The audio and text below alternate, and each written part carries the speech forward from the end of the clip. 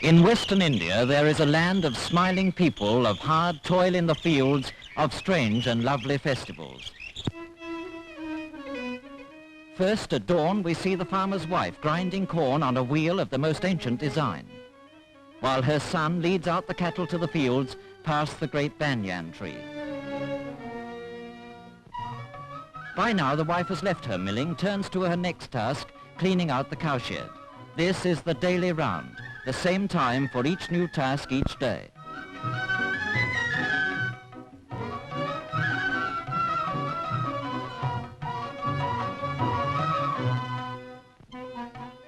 The early morning work over, she invites the blessings of the gods on her farmhouse by chalking an auspicious design on the ground. The farmer himself takes out the bullocks to harness them.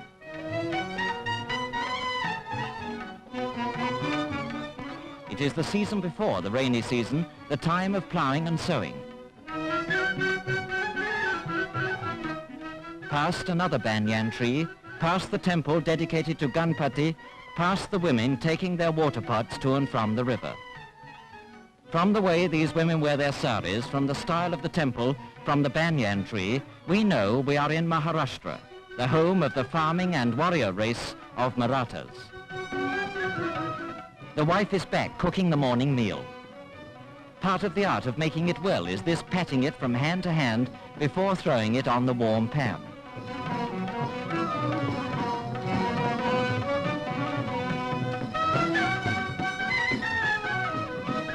Her husband is in the fields and the food must be taken out to him. But there is not only food in those baskets, there are also farming implements. For the women, their domestic duties over, are now ready to work alongside the men in the fields.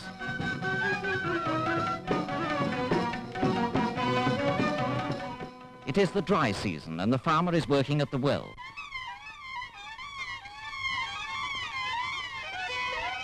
Eight bullocks are harnessed to one of the most primitive forms of irrigation.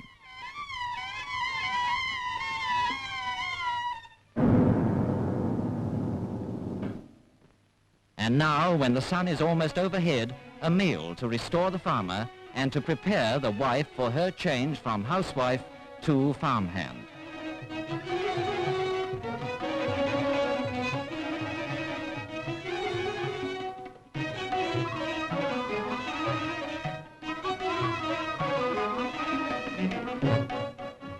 Nowadays, one of their most profitable fields is the field of massive cauliflowers.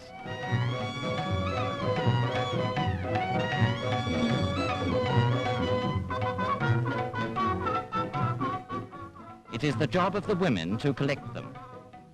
It is the job of the women to get them off to markets.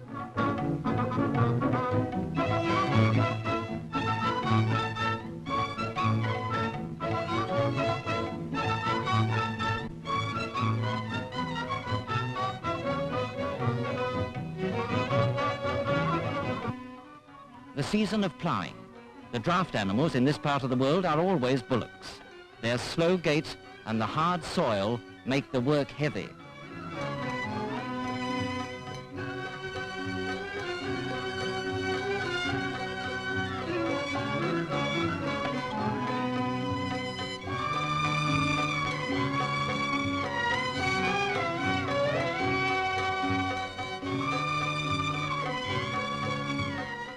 The work of sowing is easier, and the wife joins in. Now, the anxious days of watching for the monsoon rains are over. The rains have come, and the corn, their staple crop, called jwari, springs tall and fruitful out of the Maharashtrian earth.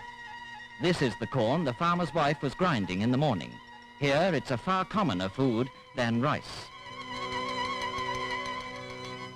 That's not a lasso, she's scaring away the crows.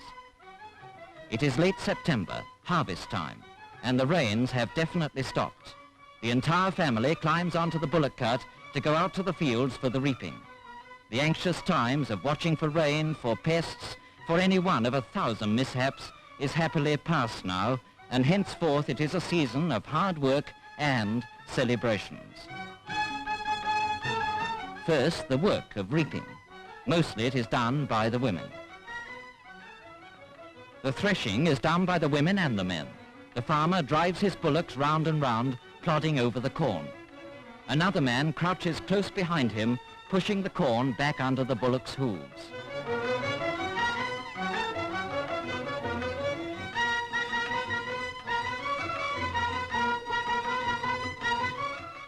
The winnowing is a picturesque sight.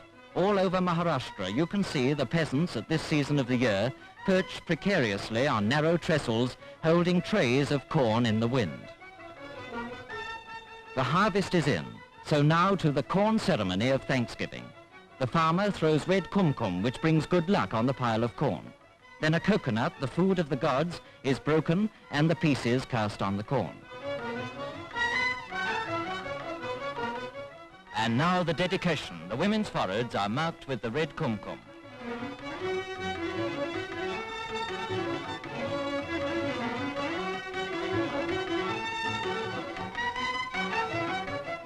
And after the ceremony, back to work, to pouring the corn into sacks ready for market.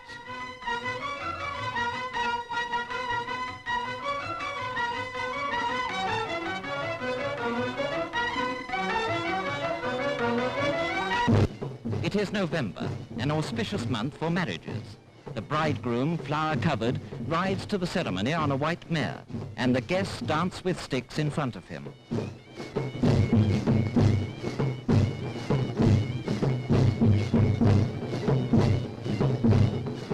They do a fighting dance in front of him, with sticks for swords and shields held aloft. The women bring their wedding presents, silks, brocades, sweetmeats in brass trays. And by the banana plant, the bridegroom dismounts to enter the tent where the guests are assembling. The priest recites, the guests throw rice on the bride and bridegroom. Now the pair have walked their 7 times round. Until this is done, the marriage is not complete, and a woman relative blesses them with rice.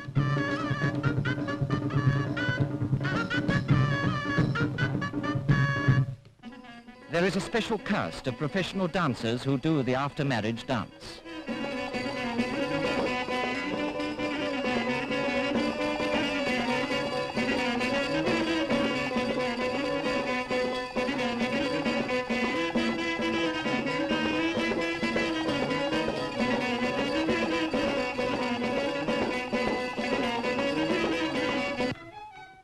Another after-harvest celebration is the fair. Almost as exciting as they go off on their decorated bullock carts, the wife protests, according to tradition, against taking her own husband's hand in public. But this is a holiday, and some few bold ones may be daring for once.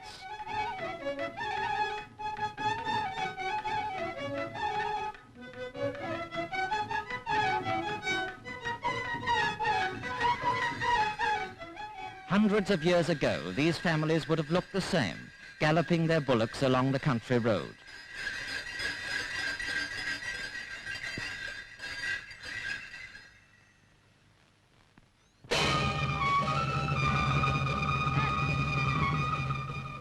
The village where the fair is this year has put on a religious festival. The farmer buys flowers from the priest as an offering to the god.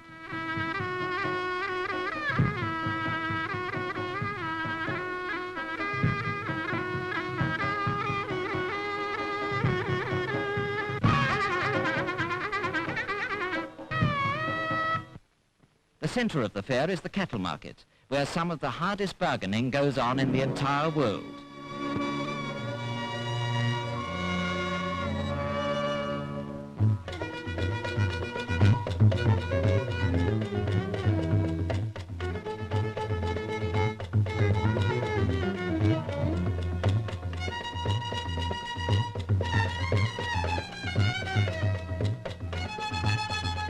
Every local entertainment is there. Roundabouts for the children.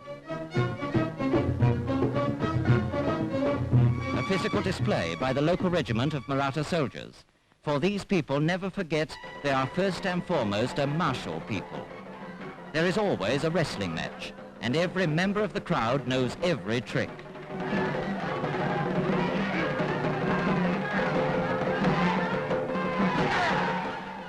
But the farmer's sport, above all others, is the thunderous sport of bullock cart racing. As evening comes, they gather round the troubadour, who sings in rambling verses packed with war and triumph of the most illustrious king in their history, Shivaji the Great. In Maharashtra, the farmer is always a soldier. These 20th century soldiers are dressed in khaki, but their ceremonial of departure is the same as it was in Shivaji's great days. He bends down to touch the feet of his elders always before departing.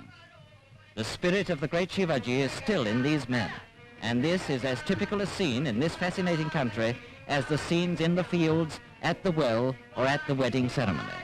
And this is a typical song. Oh, you lion-hearted Marathas, never know fear, as your forefathers never knew fear. A typical song and a typical scene in the land of the plowshare and the sword.